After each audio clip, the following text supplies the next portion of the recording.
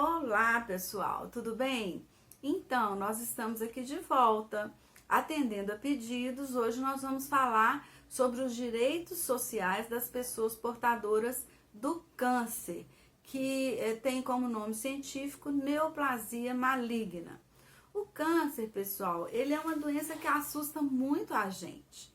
E esse nome é dado a um conjunto de mais de 100 doenças que tem aí em comum o crescimento desordenado de células que invadem tecidos e órgãos, dividindo-se rapidamente, com tendência a se tornarem muito agressivas e incontroláveis, formando tumores que podem se espalhar aí para outras regiões do corpo.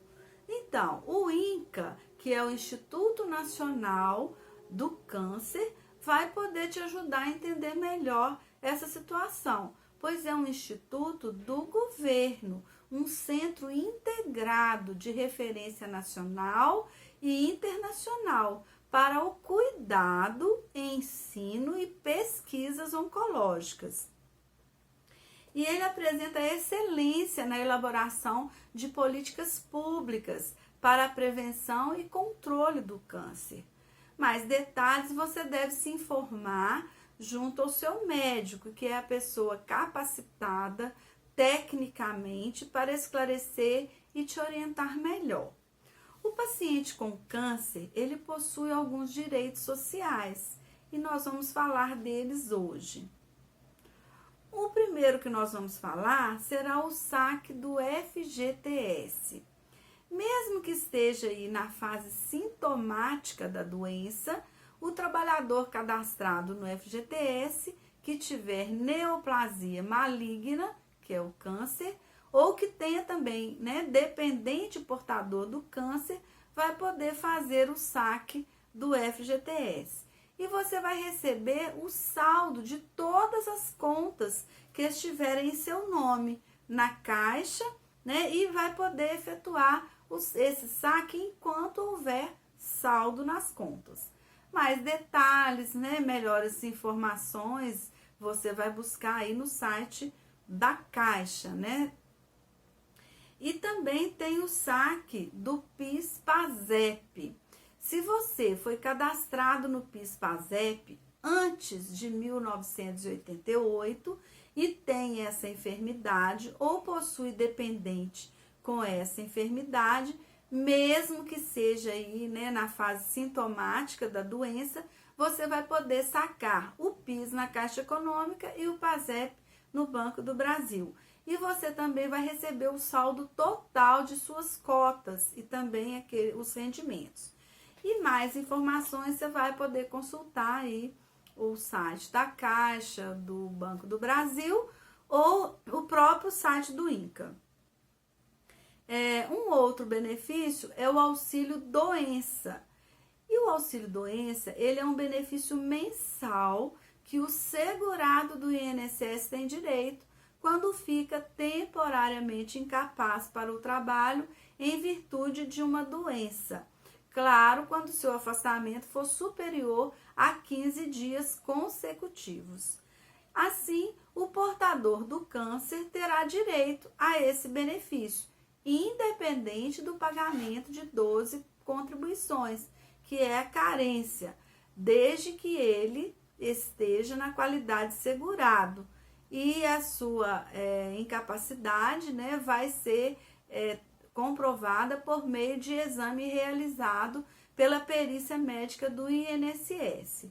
Mais detalhes, como até buscar esse benefício, você vai ligar no 135 ou acessar o site da Previdência ou meu INSS, que eles também vão te informar.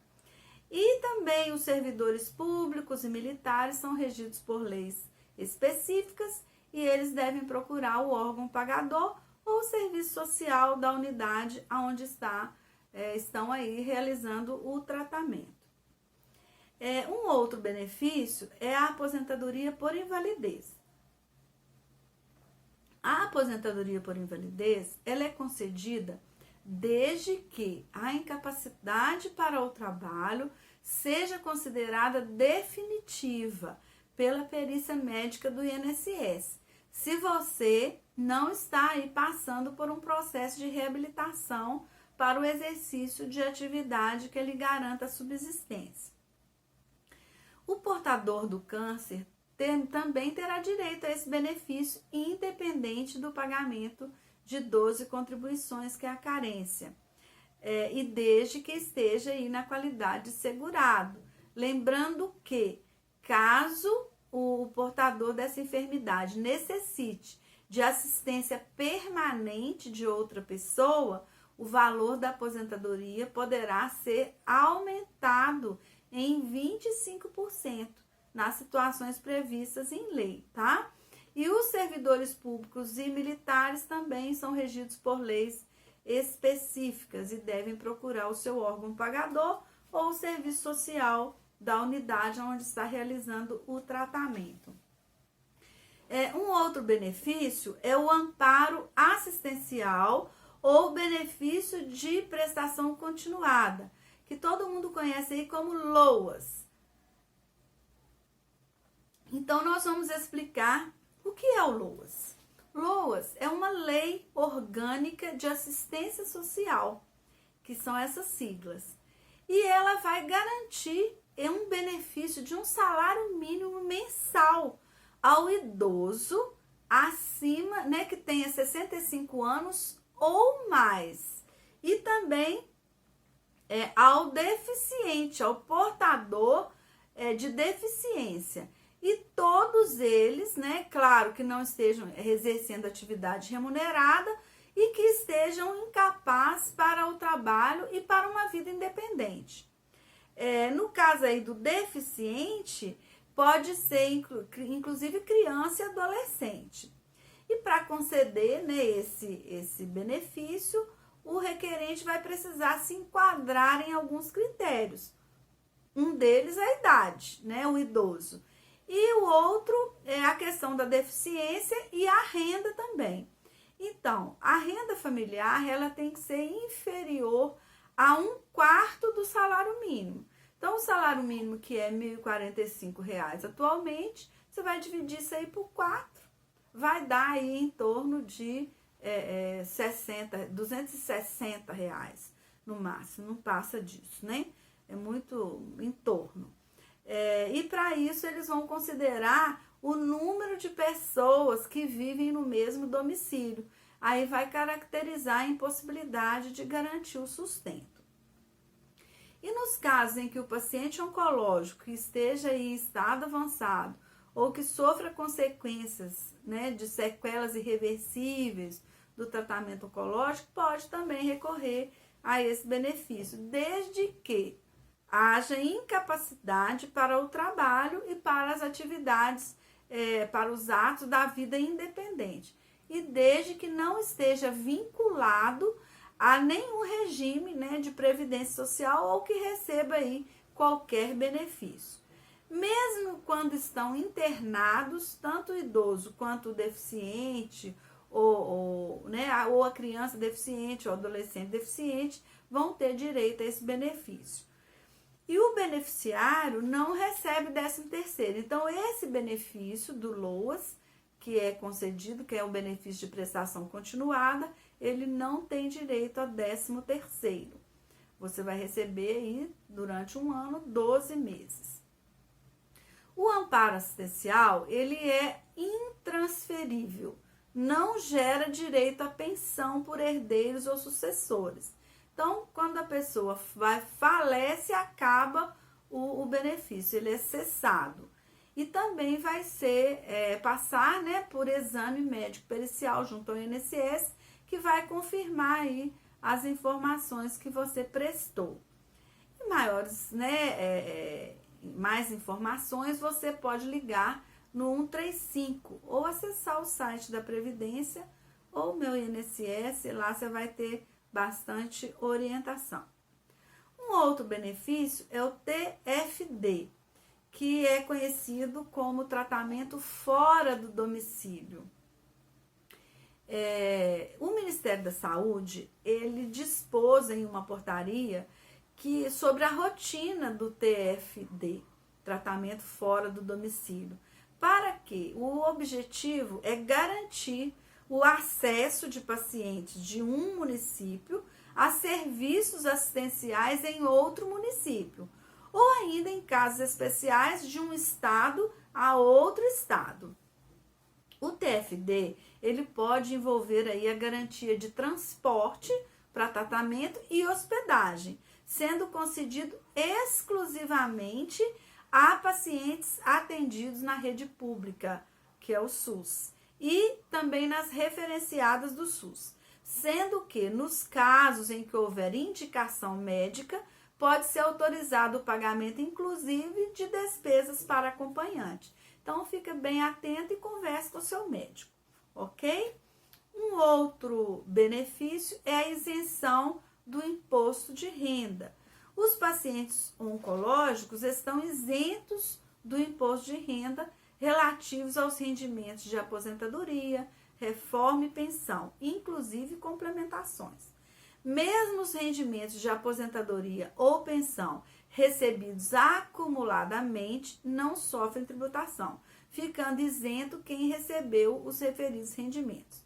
E para solicitar essa isenção, a pessoa vai procurar o seu órgão pagador da sua aposentadoria, o INSS, ou a prefeitura, ou o estado, né? E ele vai procurar munido aí de um requerimento. E esse requerimento ele pode ser requerido até na Receita Federal.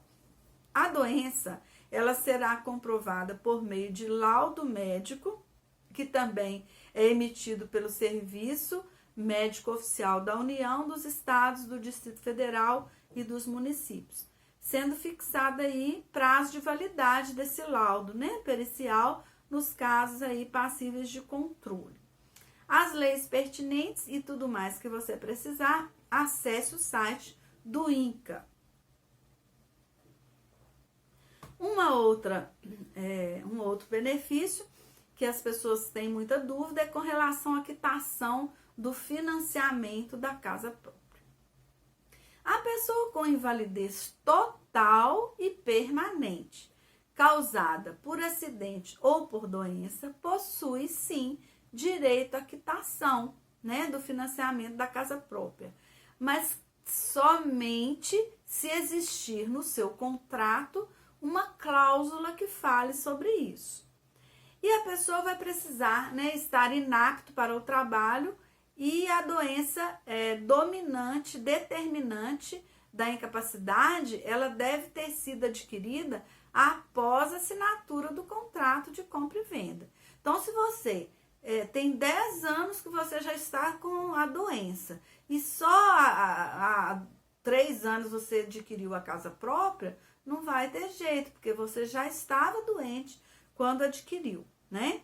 Então, né, nessas parcelas, geralmente do imóvel, existe um seguro que vai garantir a quitação do imóvel em caso de invalidez ou em caso de morte. E esse seguro, ele vai cobrir os valores correspondentes à cota de participação do paciente, né, no financiamento. A entidade financeira que efetuou esse financiamento do imóvel deve encaminhar os documentos necessários à seguradora responsável. Agora, se o financiamento for em nome de mais de uma pessoa, aí a quitação vai ser parcial, somente da parte que esteja inválida, permanente ou falecida. Um outro detalhe importante de mencionar é com relação ao IPI, isenção do IPI na compra de veículos. O IPI, ele é um imposto federal sobre produtos industrializados. O paciente com câncer é isento desse imposto apenas quando apresenta deficiência física nos membros superiores ou inferiores que o impeça de dirigir veículos comuns. É necessário que apresente aí exames e laudo médico que descrevam e comprovem aí essa deficiência. Mais detalhes, né, quanto à lei que rege essa questão, você deve procurar a Receita Federal ou acessar aí o site também do INCA, né? Procurar, e ainda na própria agência de automóveis, eles orientam os compradores com relação a esses trâmites. E quais veículos você pode adquirir? Somente de passageiros ou veículos de uso misto de fabricação nacional, movidos a combustível de origem renovável. O veículo precisa apresentar características especiais, originais ou resultantes de adaptação, que permitam aí a sua adequada utilização por portadores de deficiência física. Entre essas características está o câmbio automático ou hidramático, acionado por sistema hidráulico, e a direção hidráulica. A adaptação do veículo poderá ser efetuada na própria montadora ou em oficina especializada. Agora, o IPI vai incidir normalmente sobre qualquer acessório opcional que não constituam equipamentos originais do veículo adquirido. E esse benefício ele pode ser utilizado uma vez, mas se o veículo tiver sido adquirido aí há mais de 3 anos, aí você pode utilizar novamente. Um outro benefício é a isenção do IPVA, que é uma dúvida, né, muito grande das pessoas. O IPVA ele é um imposto estadual referente à propriedade de veículos automotores. Cada estado tem a sua própria legislação sobre esse imposto. Aí você deve conferir na lei do seu estado se existe aí a regulamentação para isentar de impostos os veículos especialmente adaptados e adquiridos por deficientes físicos. A gente tem notícia através do site do INCA que existem alguns estados que possuem essa regulamentação, como o Distrito Federal, Espírito Santo, Goiás, Minas Gerais, Paraíba, Paraná, Pernambuco, Piauí, Rio de Janeiro, Rio Grande do Norte, Rio Grande do Sul e São Paulo. Então, a isenção do IPVA ela é concedida simultaneamente à obtenção da isenção do ICMS. Outra dúvida é com relação à isenção do IPTU, que é o Imposto Predial e Territorial Urbano. Alguns municípios prevêem em sua lei orgânica a isenção do IPTU para pessoas portadoras de doenças crônicas, segundo critérios aí estabelecidos por cada prefeitura. Então, confira se você tem esse direito na prefeitura do seu município, ok? Uma outra situação é a questão do bilhete de viagem, que geralmente é concedido para o idoso, para transporte interestadual gratuito, de estado para estado, ok? Aos portadores de deficiência ou doença crônica, eles vão precisar de preencher o requisito, que é 60 anos ou mais. Eles precisam de ter esse requisito, que é o da idade, para usufruir desse benefício, pois ele é para idoso. E tem também alguns critérios, né? Que de renda, tem alguns critérios que é preciso buscar informação no próprio Estatuto do Idoso. Então, independente do idoso estar enfermo, saudável ou ser deficiente, somente ele pode ter só 60 anos para frente que ele vai ter esse direito. Mais informações você pode consultar aí o estatuto que vai te orientar melhor. O idoso que seja enfermo ou deficiente, que não tiver renda, deve procurar o CRAS do seu município ou a Secretaria Municipal de Assistência Social. O idoso enfermo será incluído no Cadastro Único para programas sociais do governo federal e vai receber um número de identificação social, que é o NIS. Então, idosos enfermos que podem comprovar renda, que são os aposentados, pensionistas ou trabalhadores ativos, devem procurar as empresas de transporte, levando aí os documentos exigidos que você encontra aí no site do Ministério da Cidadania, que você vai ter essa orientação, tá? Então, tem alguns critérios, como, por exemplo, a renda mínima de 2 salários mínimos. Então, independente do idoso ser enfermo ou não, ele tem esse direito a partir dos 60 anos. Agora, a pessoa que está enferma, que tem essa enfermidade, ela só vai ter direito a isso se ela tiver acima de 60 anos adiante, ok? É importante também mencionar sobre laudo médico. Existe laudo médico para afastamento do trabalho, que é uma documentação exigida para acesso a diferentes direitos previdenciários das iniciativas pública ou privada. E o médico assistente, ele é o profissional que vai acompanhar o paciente em sua doença e na evolução dela. E quando necessário, ele vai emitir o atestado médico ou relatório médico de acordo com a determinação aí do Conselho Federal de Medicina. O médico assistente vai especificar o tempo, que vai ser preciso para ele ficar afastado das atividades de trabalho ou de escola, sendo necessário aí para tratamento ou recuperação do paciente. Então, o médico é que vai determinar esse tempo. E existe também o laudo médico que vai atestar a lucidez do paciente. Esse atestado ele é usualmente utilizado para fins de procuração a terceiros. Então, de acordo também com o Conselho Federal de Medicina, tem uma resolução que fala sobre isso, o atestado médico é parte integrante do ato médico, sendo seu fornecimento direito inalienável do paciente, inclusive para fornecimento aí desses atestados de sanidade, em suas diversas finalidades. E pacientes oncológicos podem precisar desse atestado para terceiros, como, por exemplo, um tutor, para que possa ir requerer os seus direitos, responder por ele.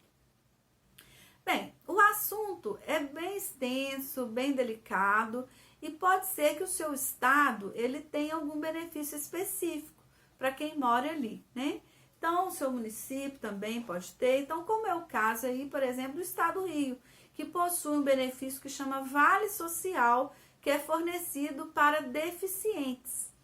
Então, ou também para doentes crônicos que estejam em tratamento médico ou que estejam em tratamento medicamentoso, claro, pelo SUS.